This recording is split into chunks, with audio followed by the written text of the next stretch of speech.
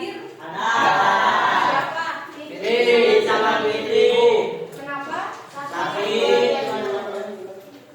Dua-duanya sakit. Oke. Semoga yang sedang sakit kita doakan supaya cepat sembuh. Amin. Sebelum saya mulai kegiatan hari ini, saya ingatkan dulu kesepakatan kelasnya. Yang pertama, ada yang masih ingat? Kebersihan. Coba lihat dulu di bawah meja, di kolong meja jika ada sampah. Terus apa lagi?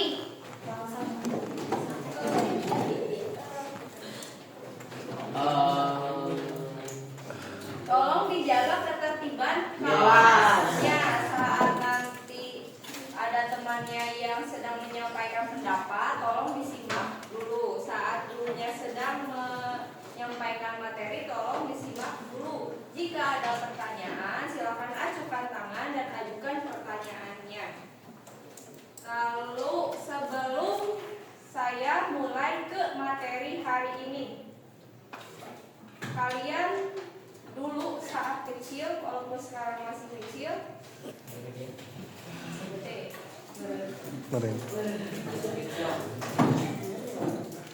pernah gak main ular tangga, monopoli, ludo? Pernah. Coba ada yang mau menyampaikan gimana cara main ketiga permainan itu? Ajukan tangannya. Kumari sih. Jadi sudah menyanyi kocok dulu. Terus? Biar dapetin angka 1 baru bisa jalan. Oke. Ular tangga.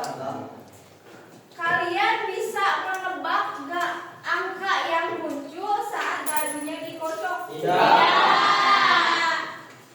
Terus, apakah saya bisa menentukan saat saya bermain ular tangga? Iya, nu keluar pasti angka 3. Bisa tidak?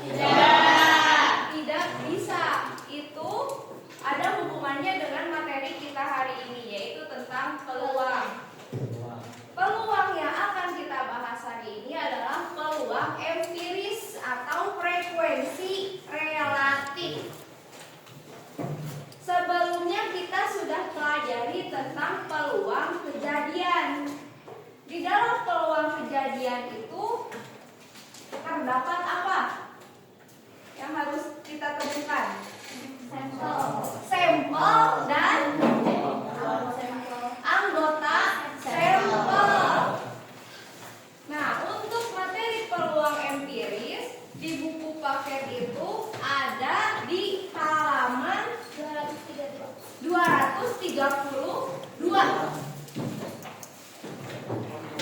Nah, tujuan kita belajar peluang empiris hari ini yaitu untuk kalian bisa menentukan atau menjelaskan mengenai peluang empiris atau frekuensi relatif. Nah, sebelumnya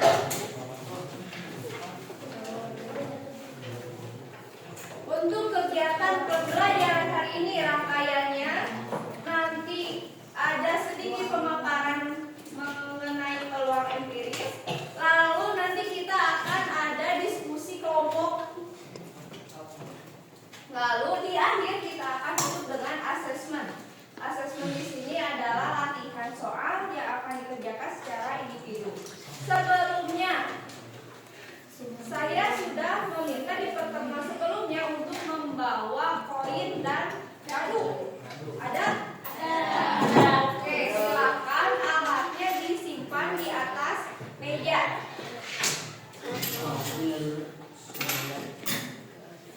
Sekarang, setiap kelompoknya udah ada kan? Sudah. Oke, setiap perwakilan kelompok silakan ke depan untuk mengambil KKBW.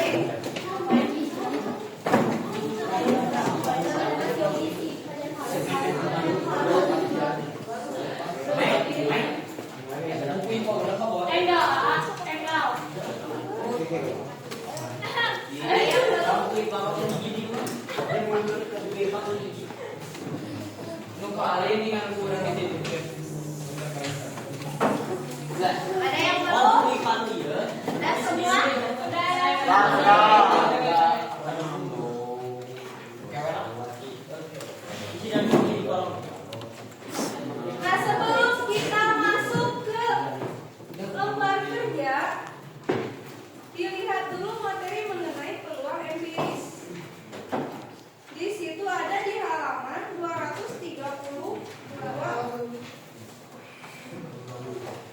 Materi tentang peluang empiris atau frekuensi relatif. Coba dibuka halaman 234.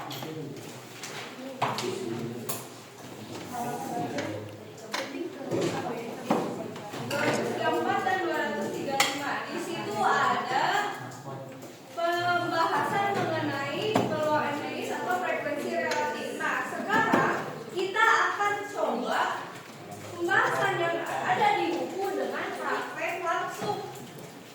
Nah, sekarang untuk mengerjakan LKPD ini, sebelum mengisi, baca dulu petunjuk soalnya. Baca dulu di situ apa yang diminta.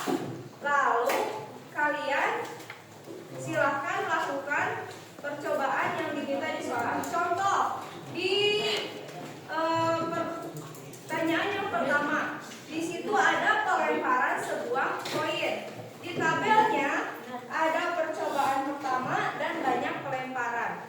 Maksudnya banyak pelemparan itu nanti koinnya kalian lempar sebanyak yang diminta.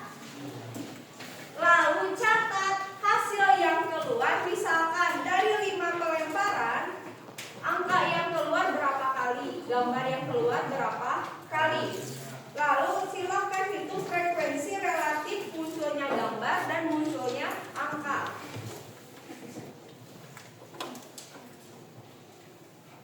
Ada pertanyaan sampai sini?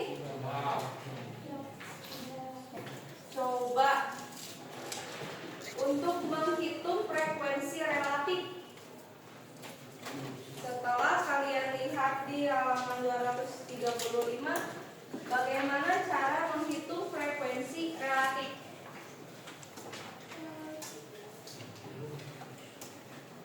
Ada yang masih? Kalau menghitung peluang kejadian,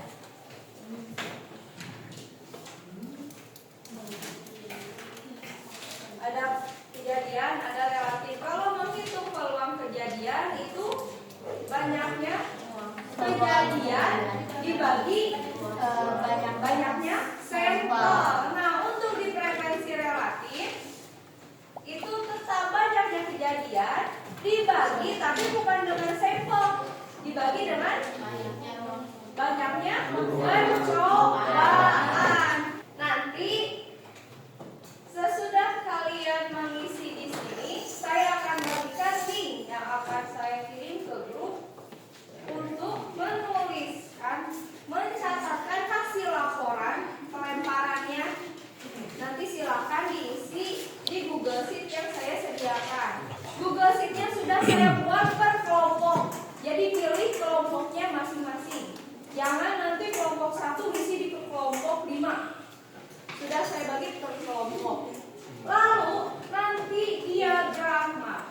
Nanti tabel yang sudah kalian isi, kalian buat dalam bentuk diagram. Diagramnya bukan di sini, tapi masih di Google Sheet. Petunjuknya sudah ada di sini. Ini petunjuk untuk membuat diagram di Google Sheet. Nanti kalau ada pertanyaan, silahkan tanyakan. Sekarang silahkan kalian lakukan percobaan yang telah diminta di LKPD.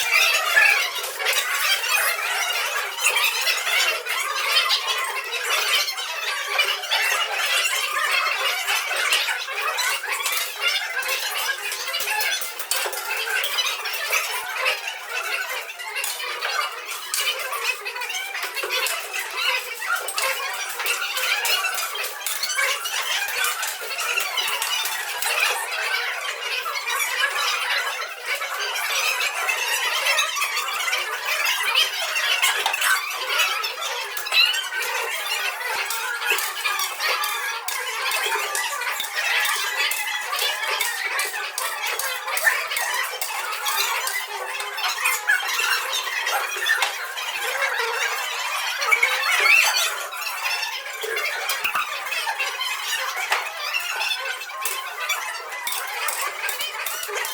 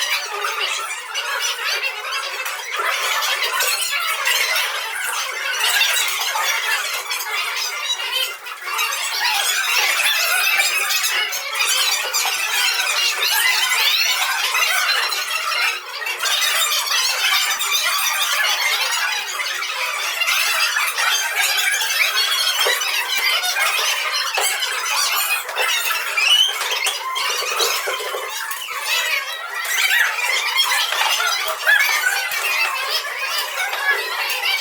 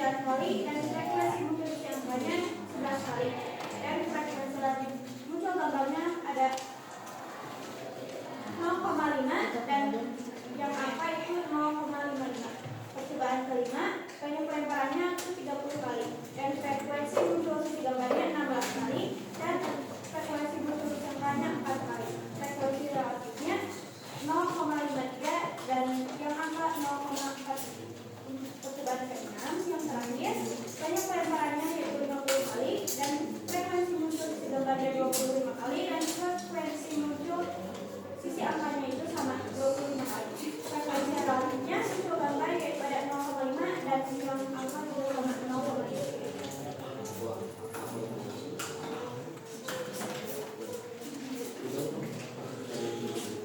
Untuk yang baru, untuk percobaan pelemparan, tentukan dulu peluang kejadian untuk pelemparan uang dadu. NS-nya itu 6, sehingga 1 dibagi 6 sama dengan 0,1. Untuk hasilnya, kami menentukan harapan kejadiannya itu munculnya angka 3.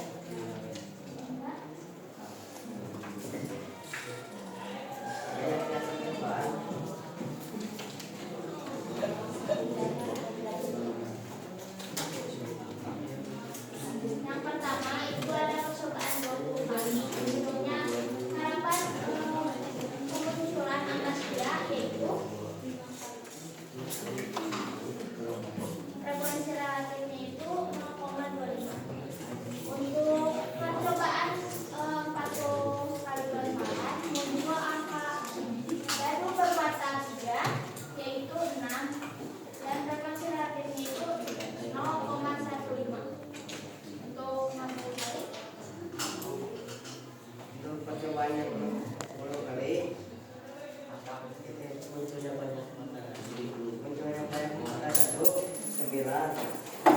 Frekuensi relatifnya 0,15 juga. Assalamualaikum warahmatullahi wabarakatuh.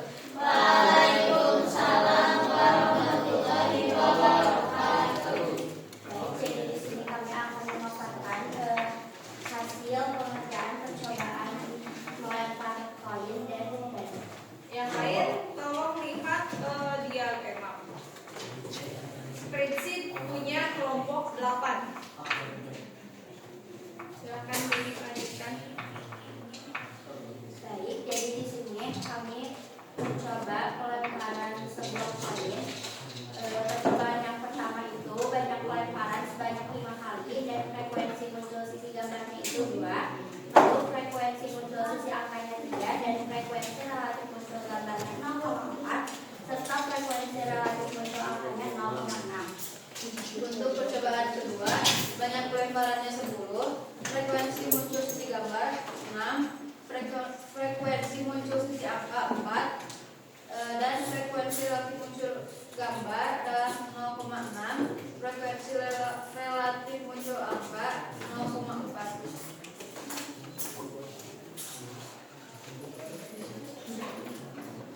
Yang ketiga, baik pelemparannya 15. Frekuensi muncul sisi gambarnya 9. Frekuensi muncul sisi angkanya 6. Frekuensi relatif muncul gambarnya 0,6.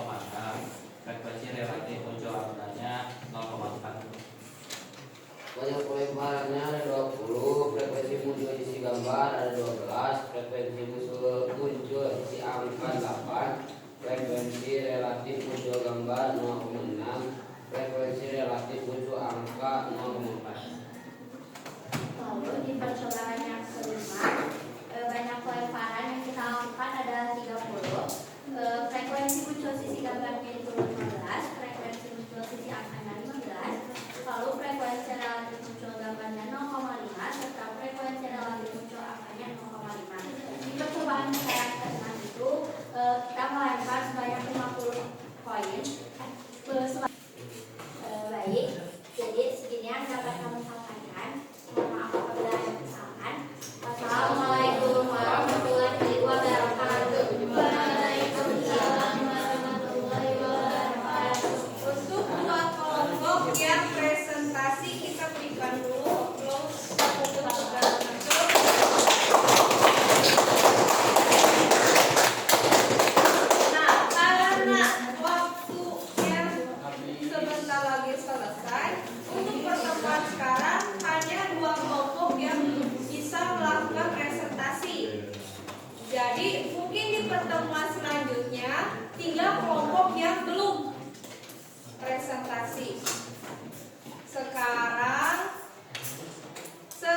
sudah kalian melakukan percobaan, terus mengisi spreadsheet lalu menghasilkan sebuah diagram. Di sana kita sudah belajar mengenai frekuensi relatif. Apa yang bisa diterapkan frekuensi relatif pada kehidupan sehari-hari? Alana?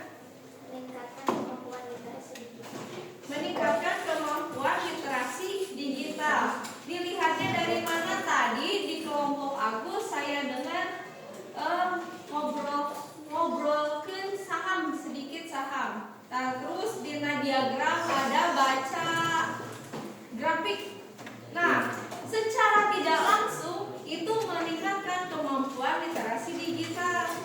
Ngobrolkan saham, ngobrolkan trading, lihatnya dari mana? Dari kenaikan grafik pada titik berapa, pada 0, berapa di situ mengalami kenaikan. Terus ada kayak turun, berarti mengalami penurunannya, selisihnya berapa dan sebagainya. Di situ kalian bisa belajar membuat diagram, membaca diagram dan bisa diterapkan saat literasi digital. Nanti bisa juga diterapkan pada literasi keuangan.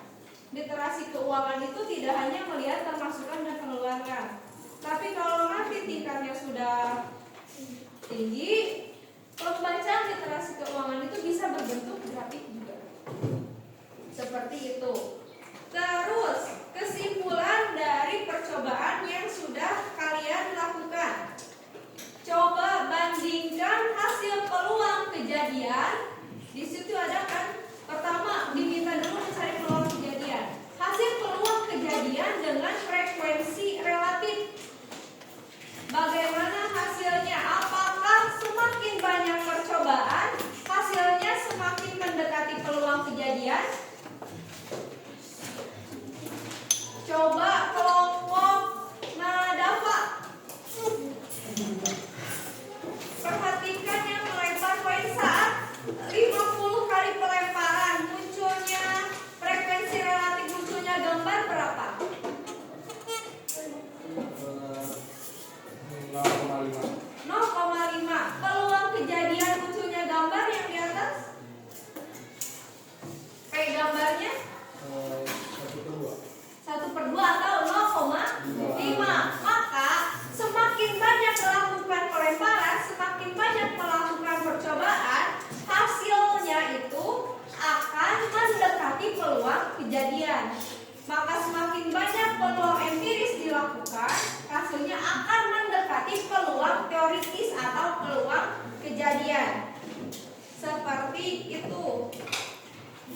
Nah, jangan lupa sebelum saya tutup kegiatan, karena asesmen tidak bisa disampaikan hari ini, maka di pertemuan selanjutnya kita akan melakukan asesmen sumatif mengenai frekuensi relatif. Untuk asesmen sumatif tidak dikerjakan secara kelompok, tapi dikerjakan secara individu. Sebelumnya saya sudah memberikan tugas untuk berkonsultasi dengan guru BK. Nah, jangan lupa dilanjutkan. Jangan lupa dilanjutkan berkonsultasi dengan guru BK mengenai peluang kalian masuk SMA atau SMK yang diinginkan. Karena itu sangat berhubungan dengan peluang. Ayeuna mau ke sekolah A, peluangnya berapa? Mau ke sekolah B, peluangnya berapa? Karena kan belum pasti. Silakan nanti konsultasikan dengan guru BK, lalu dibuatkan dalam bentuk angka. Sampai sini ada yang mau ditanyakan terlebih dahulu? Oke, terima kasih untuk hari ini. Kita beri tepuk tangan untuk